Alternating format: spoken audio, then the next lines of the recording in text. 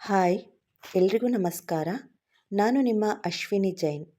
Welcome to our channel ಕನಸುಗಳ ಅಕ್ಷರಧಾರೆ. ಇದು ಅಕ್ಷರಗಳ ಆಲಾಪ. ಕಥೆಯನ್ನು ಪ್ರಾರಂಭ ಮಾಡೋಕ್ಕೂ ಮುಂಚೆ ಇನ್ನೂ ಯಾರೆಲ್ಲ ನನ್ನ ಚಾನಲ್ಗೆ ಸಬ್ಸ್ಕ್ರೈಬ್ ಮಾಡಿಕೊಂಡಿಲ್ಲವೋ ದಯವಿಟ್ಟು ಸಬ್ಸ್ಕ್ರೈಬ್ ಮಾಡಿಕೊಂಡು ಪ್ರೋತ್ಸಾಹ ನೀಡಿ. ದಯವಿಟ್ಟು ಕಥೆಯನ್ನು ಅತಿ ಹೆಚ್ಚಿನ ಸಂಖ್ಯೆಯಲ್ಲಿ ಶೇರ್ ಮಾಡಿ, ಲೈಕ್ ಮಾಡಿ ಮತ್ತು ಕಮೆಂಟ್ ಮಾಡಿ.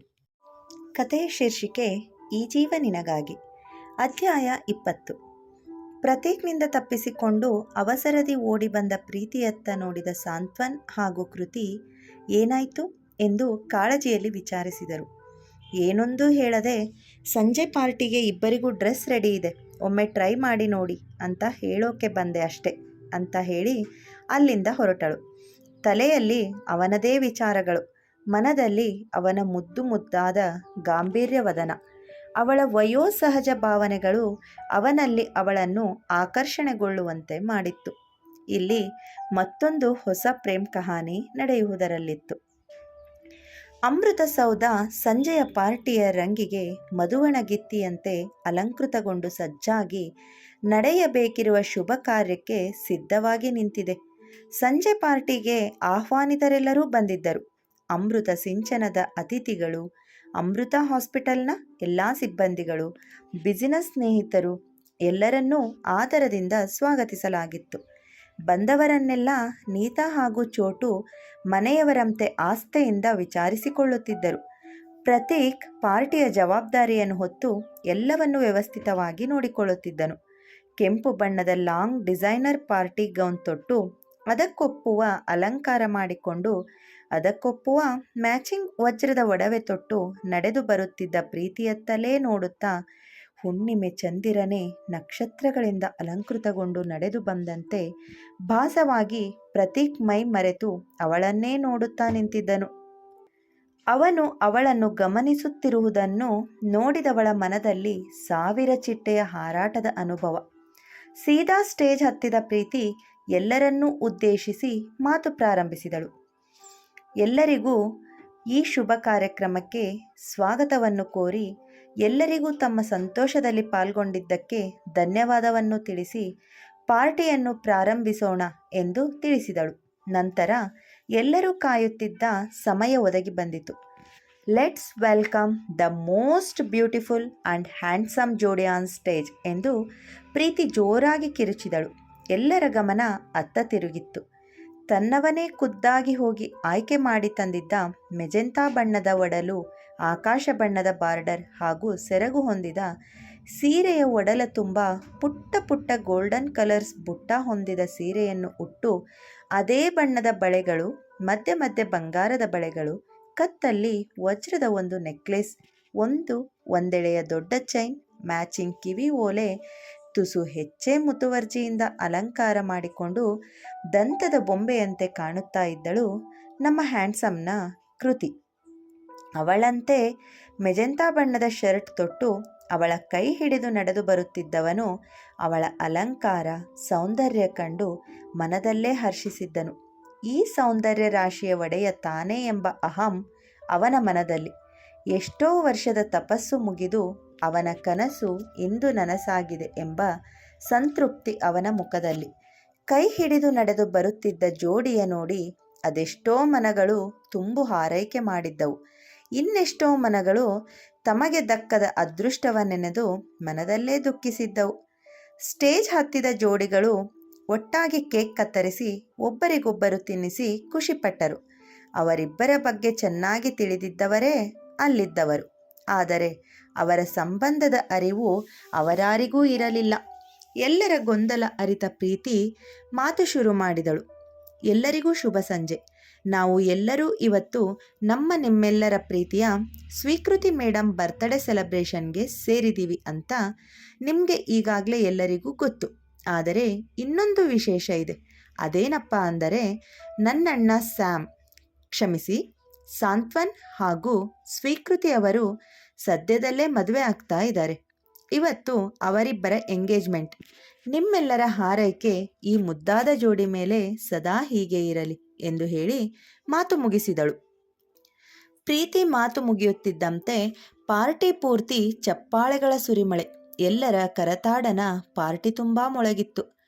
ಚೋಟು ಸರಿಯಾದ ಇದೇ ಸಮಯಕ್ಕೆ ಹಚ್ಚಿದ ಪಟಾಕಿಗಳು ಆಕಾಶದ ಎತ್ತರಕ್ಕೆ ಹಾರಿ ಸಿಡಿದು ಆಕಾಶದಲ್ಲಿ ಕಂಗ್ರ್ಯಾಚುಲೇಷನ್ಸ್ ಎಂದು ಮೂಡಿತು. ಅವಳು ಸ್ಯಾಮ್ ತನ್ನ ಅಣ್ಣ ಎಂದಿದ್ದು ಪ್ರತೀಕ್ ಮನದಲ್ಲಿ ಏನೋ ಸಂತಸ ಮೂಡಿಸಿತ್ತು. ಹಾಗೆ ಈ ಸ್ಯಾಮ್ ಸಾಂತ್ವನ್ ಅಂತ ತಿಳಿದ ಮೇಲೆ ಮತ್ತಷ್ಟು ಚಡಪಡಿಕೆ ಶುರುವಾಗಿತ್ತು ಪ್ರತೀಕ್ ಮನದಲ್ಲಿ. ಪ್ರೀತಿ ಮಾತು ಕೇಳಿ ಸಾಂತ್ವನ್ ಕೃತಿ ಮುಖ ನೋಡಿದರೆ ಕಣ್ಣಲ್ಲೇ ಒಪ್ಪಿಗೆ ಸೂಚಿಸಿ ಅವನ ಕಿವಿ ಬಳಿ ಹೇಗಿದೆ ಸರ್ಪ್ರೈಸ್ ಹ್ಯಾಂಡ್ಸಮ್, ಇಷ್ಟ ಆಯ್ತಾ ಎಂದು ತುಂಟತನದಲ್ಲಿ ಕೇಳಿದಳು.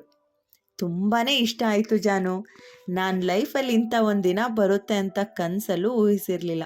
ಎಲ್ಲ ಕನಸಿನಂತೆ ಭಾಸವಾಗುತ್ತಿದೆ. ಇದು ನನ್ನ ಭ್ರಮೆಯಲ್ಲ ತಾನೇ ಎಂದು ಗೊಂದಲ ವ್ಯಕ್ತಪಡಿಸಿದನು. ಅವನಿಗಿನ್ನೂ ಇದೆಲ್ಲವನ್ನು ಒಪ್ಪಿಕೊಳ್ಳಲು ಸಾಧ್ಯವಾಗುತ್ತಿರಲಿಲ್ಲ. ನಿನ್ನೆಲ್ಲ ಪ್ರೀತಿ ಮಮತೆಗೆ ಇದು ನನ್ನ ಪುಟ್ಟ ಕಾಣಿಕೆ ಹ್ಯಾಂಡ್ಸಮ್. ಇನ್ನು ಈ ಅಮೃತ ನಿನ್ನವಳು ಎಂದಳು. ಅವಳು ಅಮೃತ ಎಂದದ್ದೇ ಅವನ ಪಾಲಿಗೆ ಅಮೃತ ಸಿಂಚನ ಹರಿಸಿತ್ತು. ಥ್ಯಾಂಕ್ ಯು ಸೋ ಮಚ್ ಅಮ್ಮು ಬಂಗಾರ, ನನಗೆ ತುಂಬ ತುಂಬ ತುಂಬ ಖುಷಿ ಆಗ್ತಾ ಇದೆ. ನಾನು ಇದನ್ನೆಲ್ಲ ನಿಜಕ್ಕೂ ಎಕ್ಸ್ಪೆಕ್ಟೇ ಮಾಡಿರಲಿಲ್ಲ. ಅವನ ಮಾತಲ್ಲಿನ ಎಕ್ಸೈಟ್ಮೆಂಟ್ ನೋಡೇ ಈ ಸಂತೋಷದ ಕ್ಷಣಗಳನ್ನು ಅವನೆಷ್ಟು ಸಂಭ್ರಮಿಸುತ್ತಿದ್ದಾನೆ ಎಂಬುದನ್ನು ಅವಳು ಅರಿತಳು.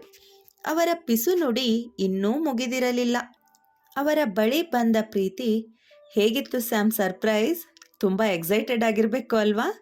ವೇಟ್ ಬ್ರೋ, ಮಾತಾಡೋಕ್ಕೆ ತುಂಬ ಸಮಯ ಇದೆ. ಮೊದಲು ರಿಂಗ್ ಎಕ್ಸ್ಚೇಂಜ್ ಮಾಡಿ, ನಿಮ್ಮ ಪ್ರೀತಿಗೆ ಒಂದು ಮುದ್ರೆ ನೀಡಿ, ನಿಮ್ಮ ಸಂಬಂಧಕ್ಕೆ ಒಂದು ಹೆಸರು ಕೊಟ್ಟು ಮೊದಲ ಮೆಟ್ಟಿಲು ಹತ್ತಿ. ಗೆಸ್ಟ್ ಎಲ್ಲ ಹೋದ್ಮೇಲೆ ಇಬ್ಬರು ಬೇಕಿದ್ರೆ ನೈಟ್ ಪೂರ್ತಿ ಸಾಕಷ್ಟು ಮಾತಾಡುವಿರಂತೆ. ಇವತ್ತಿನ ನಿಮ್ಮದೇ ಎಂದಳು. ಕೃತಿ ತಂದೆ ಸ್ಟೇಜ್ ಮೇಲೆ ಬಂದು ಇಬ್ಬರ ಕೈಗೂ ಉಂಗುರದ ಡಬ್ಬಿ ಕೊಟ್ಟು ಇಬ್ಬರ ತಲೆ ಸವರಿ 100 ಕಾಲ ಸುಖವಾಗಿ ಸಂತೋಷದಿಂದ ಬಾಳೆ ಮಕ್ಕಳೇ ಎಂದು ಆಶೀರ್ವಾದ ತಿಳಿಸಿ ಕಣ್ಣಂಚು ಒರೆಸಿಕೊಂಡರು. ಅವರು ತಮ್ಮ ಮೇಲೆ ಇಟ್ಟ ಪ್ರೀತಿ, ವಾತ್ಸಲ್ಯ, ಅಭಿಮಾನದ ಆಳಬಲ್ಲವರೇ ಇಬ್ಬರು. ತಮ್ಮ ಸಂತೋಷ ಕಂಡು ಅವರ ಮನ ಹಿಗ್ಗಿ ಬಂದ ಆನಂದ ಬಾಷ್ಪ ಅರಿಯದವರೇನಲ್ಲ ಅವರು. ಇಬ್ಬರು ಪರಸ್ಪರ ಉಂಗುರ ಬದಲಾಯಿಸಿಕೊಂಡು ತಮ್ಮ ಸಂಬಂಧಕ್ಕೆ ಒಂದು ಅಧಿಕೃತ ಮುದ್ರೆ ಒತ್ತಿ ತಮ್ಮ ಪ್ರೀತಿಯ ಪಯಣದಲ್ಲಿ ಮೊದಲ ಹೆಜ್ಜೆ ಇಟ್ಟರು. ಎಲ್ಲರೂ ಬಂದು ಅವರಿಗೆ ಶುಭ ಕೋರಿದರು. ಫೋಟೋಶೂಟ್ ಕೂಡ ನಡೆಯಿತು. ಪುಟಾಣಿ ಸಮ್ಮು ಕೂಡ ತನ್ನದೇ ಬಾಲಭಾಷೆಯಲ್ಲಿ ನೀತಾ ಹೇಳಿಕೊಟ್ಟಂತೆ ಇಬ್ಬರಿಗೂ ಶುಭ ಕೋರಿದಳು. ಸಮ್ಮುನ ಎತ್ತಿ ಮುದ್ದಾಡುತ್ತಿರುವಾಗ ಸಮ್ಮು ದೂರದಲ್ಲಿ ಆಗತಾನೆ ಬರುತ್ತಿದ್ದ ವ್ಯಕ್ತಿಯನ್ನು ನೋಡಿ ಪಪ್ಪಾ ಎಂದು ಖುಷಿಯಿಂದ ಕೃತಿ ಕೈಯಿಂದ ಬಿಡಿಸಿಕೊಂಡು ಓಡಿ ಹೋದಳು. ಸಮ್ಮು ಯಾಕೆ ಹೀಗೆ ಓಡಿ ಹೋದಳು ಎಂದು ಅವಳು ಹೋದತ್ತಲೇ ನೋಡಿದ ಕೃತಿ ಕ್ಷಣ ಸ್ತಬ್ಧಳಾಗಿ ನಿಂತು ಬಿಟ್ಟಳು. ಯಾರನ್ನು ತಾನು ಜೀವನದಲ್ಲಿ ಮತ್ತೆಂದೂ ಕಾಣಲು ಸಾಧ್ಯವೇ ಇಲ್ಲ ಎಂದು ಭಾವಿಸಿದ್ದಳೋ ಆ ವ್ಯಕ್ತಿ ಇಷ್ಟು ವರುಷಗಳ ನಂತರ ಕೃತಿಯ ಮುಂದೆ ಪ್ರತ್ಯಕ್ಷವಾಗಿದ್ದಾನೆ. ಅವಳಿಗೆ ತಾನು ನಿಂತ ನೆಲವೇ ಕುಸಿದಂಥ ಅನುಭವ. ಆ ಕ್ಷಣವೇ ಕೃತಿ ಕುಸಿದು ಬಿದ್ದಳು. ಎಲ್ಲರಿಗೂ ಗಾಬರಿ. ಸಾಂತ್ವನ್ಗಂತೂ ಜೀವವೇ ಹೋದಂಥ ಅನುಭವ. ಅಲ್ಲಿ ಏನಾಯಿತು ಎಂದು ಯಾರಿಗೂ ತಿಳಿಯದು. ಸಾಂತ್ವನ್ ಅವಳನ್ನು ತಕ್ಷಣ ತನ್ನ ತೋಳ ತೆಕ್ಕೆಯಲ್ಲಿ ಬಳಸಿ ರೂಮಿಗೆ ಕರೆದೊಯ್ದನು. ಅವಳ ಈ ಪರಿಸ್ಥಿತಿ ಕಂಡವನ ಉಸಿರೇ ನಿಂತಂತೆ ಆಗಿತ್ತು. ಆಗ ತಾನೇ ಬಂದಿದ್ದ ಮೆಹತಾಗೆ ವಿಷಯ ತಿಳಿದು ಚೋಟು ಜೊತೆ ಕೃತಿ ರೂಮಿಗೆ ಹೋಗಿ ಅವಳನ್ನು ಪರೀಕ್ಷಿಸಿ, ಯಾವುದೋ ಶಾಕ್ಗೆ ಹೀಗಾಗಿದೆ, ಅವರು ಸ್ವಲ್ಪ ರೆಸ್ಟ್ ಮಾಡಲಿ, ಸ್ವಲ್ಪ ಹೊತ್ತಿಗೆ ಎಚ್ಚರ ಆಗ್ತಾರೆ, don't worry, she will be all right ಎಂದು ಧೈರ್ಯ ಹೇಳಿ ಹೊರ ನಡೆದರು. ಪ್ರೀತಿ ಎಲ್ಲರಲ್ಲೂ ಕ್ಷಮೆ ಕೋರಿ ಪಾರ್ಟಿಯನ್ನು ಮುಕ್ತಾಯಗೊಳಿಸಿ ಎಲ್ಲರನ್ನೂ ಬೀಳ್ಕೊಟ್ಟಿದ್ದಳು. ಚೋಟು ಆಶ್ರಮದ ಪ್ರತಿಯೊಬ್ಬರನ್ನೂ ವ್ಯವಸ್ಥಿತವಾಗಿ ಕಳಿಸಿಕೊಟ್ಟನು. ಎಲ್ಲರೂ ಹೋದ ಮೇಲೆ ತುಂಬ ಆತ್ಮೀಯರೆನಿಸಿದ್ದವರು ಮಾತ್ರ ಕೃತಿಯ ಯೋಗಕ್ಷೇಮ ವಿಚಾರಿಸಲೆಂದು ಅಲ್ಲೇ ಉಳಿದರು. ಸಾಂತ್ವನ್ ಕೃತಿಯನ್ನು ಬಿಟ್ಟು ಒಂದೇ ಒಂದು ಕ್ಷಣ ಕೂಡ ಅಗಲಿರಲಿಲ್ಲ. ಅವಳ ತಲೆ ಸವರುತ್ತಾ ಅಲ್ಲೇ ಕೂತಿದ್ದನು. ಪ್ರೀತಿ ಹಾಗೂ ನೀತಾ ಬಂದು ಇನ್ನೂ ಕೆಲವು ಗೆಸ್ಟ್ಗಳು ಹೊರಗಡೆ ವೇಟ್ ಮಾಡ್ತಾ ಇರೋದಾಗಿ ತಿಳಿಸಿ ಸಾಂತ್ವನ್ ಅವರನ್ನೆಲ್ಲ ಭೇಟಿಯಾಗಲು ಕಳಿಸಿ ತಾವು ಕೃತಿಯೊಂದಿಗೆ ಉಳಿದರು. ಕೃತಿ ತಂದೆ ಮಗಳಿಗಾದ ಪರಿಸ್ಥಿತಿ ನೆನೆದು ತುಂಬ ದುಃಖಪಡುತ್ತಿದ್ದರು. ಅವರನ್ನು ಕೋಣೆಗೆ ಕರೆದೊಯ್ದ ಚೋಟು ಡಾಕ್ಟರ್ ಮೆಹ್ತಾ ಅವರಿಗೆ ರಿಕ್ವೆಸ್ಟ್ ಮಾಡಿ ಅವರು ಮಲಗುವಂತೆ ಒಂದು ಇಂಜೆಕ್ಷನ್ ಮಾಡಿಸಿ ಮಲಗಿಸಿ ಬಂದನು. ಇತ್ತ ಕೃತಿ ರೂಮಿನಿಂದ ಹೊರಬಂದ ಸಾಂತ್ವನ್ ಎದುರಾದ ಮೆಹ್ತಾ ಜೊತೆ ಅವಳ ಆರೋಗ್ಯದ ಬಗ್ಗೆ ವಿಚಾರಿಸುತ್ತಾ ಹೊರನಡೆದನು. ಅವನಿಗೋ ಅವಳ ಬಗ್ಗೆ ಗಾಬರಿ, ಭಯ, ಆತಂಕ, ಕಾಳಜಿ ಎಲ್ಲವೂ ಇತ್ತು. ಪ್ರತೀಕ್ ಕೃತಿಯ ಆರೋಗ್ಯ ವಿಚಾರಿಸಿ ಚೋಟು ಒಟ್ಟಿಗೆ ಹೋದನು. ಅಲ್ಲೇ ಇದ್ದ ಸಮ್ಮು ಹಾಗೂ ಅವಳ ತಂದೆಯ ಬಳಿ ಬಂದ ಮೆಹ್ತಾ ಸಾಂತ್ವನ್ಗೆ ಅವರನ್ನು ಪರಿಚಯಿಸಿದರು. ಇವರು doctor SS Patil, child specialist. ಫಾರಿನಲ್ಲಿ MD ಮಾಡಿ ಅಲ್ಲೇ ಸ್ವಲ್ಪ ವರ್ಷ ಪ್ರಾಕ್ಟೀಸ್ ಮಾಡಿದ್ದಾರೆ. ರೀಸೆಂಟಾಗಿ ಇಂಡಿಯಾಗೆ ಶಿಫ್ಟ್ ಆಗಿದ್ದಾರೆ. ಮೊನ್ನೆ ನಿಮಗೆ ನಮ್ಮ ಅಮೃತ ಹಾಸ್ಪಿಟಲ್ ಚೈಲ್ಡ್ ಡಿಪಾರ್ಟ್ಮೆಂಟ್ಗೆ ಒಬ್ಬರು HOD ಸೆಲೆಕ್ಟ್ ಮಾಡಿದ್ದೀನಿ ಅಂತ ಹೇಳಿದ್ನಲ್ಲ, ಅವರು ಇವರೇ. ಇವರನ್ನು ನಿಮಗೆ ಮತ್ತು ಸ್ವೀಕೃತಿ ಮೇಡಮ್ಗೆ ಇವರನ್ನು ಪರಿಚಯ ಮಾಡಿಕೊಡೋಣ ಅಂತ ಇವತ್ತು ಇವರನ್ನು ಪಾರ್ಟಿಗೆ ಕರ್ಕೊಂಡು ಬಂದೆ. ಆದರೆ ಏನೇನೆಲ್ಲ ಆಗಿ ಹೋಯಿತು ಬಿಡಿ, ಪರವಾಗಿಲ್ಲ.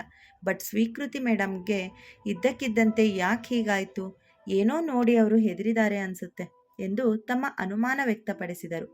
ಮೆಹ್ತಾ ಮಾತು ಕೇಳಿ ಸಾಂತ್ವನ್ಗೆ ತನ್ನ ಸ್ವೀಟಿಯ ಬಗ್ಗೆ ಆತಂಕ ಮೂಡಿತು.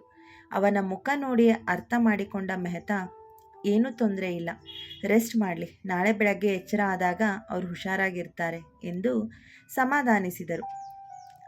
ಅಷ್ಟಕ್ಕೂ ಈ ಪಾಟೀಲ್ ಯಾರು? ಅವರನ್ನು ನೋಡಿ ಕೃತಿ ಯಾಕೆ ಅಷ್ಟು ಭಯಪಟ್ಟು ಪ್ರಜ್ಞೆ ತಪ್ಪಿದ್ಲು?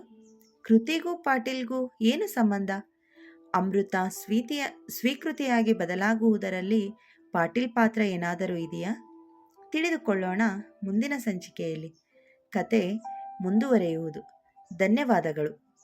ಕತೆಯ ಬಗೆಗಿನ ನಿಮ್ಮ ಮುದ್ದಾದ ಅನಿಸಿಕೆ ಅಭಿಪ್ರಾಯಗಳನ್ನು ದಯವಿಟ್ಟು ತಿಳಿಸಿ ಪ್ರೋತ್ಸಾಹಿಸಿ. ಧನ್ಯವಾದಗಳು. ಕತೆಯ ಮುಂದಿನ ಭಾಗಕ್ಕಾಗಿ ಕಾಯ್ತಾ ಇರಿ.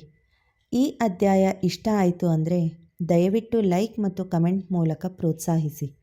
ಅಲ್ಲಿಯವರೆಗೂ ನನ್ನ ಇತರೆ ಕತೆಗಳನ್ನು ಕೇಳಿ ನಿಮ್ಮ ಅಭಿಪ್ರಾಯ ಹಂಚಿಕೊಳ್ಳಿ. ಕತೆ ಇಷ್ಟ ಆಗಿದ್ದರೆ ನಿಮ್ಮ ಸ್ನೇಹಿತರಿಗೆ ಶೇರ್ ಮಾಡಲು ಮರೆಯಬೇಡಿ. ಕೇಳ್ತಾ ಇರಿ ಕನಸುಗಳ ಅಕ್ಷರಧಾರೆ ಯೂಟ್ಯೂಬ್ ಚಾನಲ್. ಇದು ಕತೆಗಳ ಲೋಕ. ಧನ್ಯವಾದಗಳು.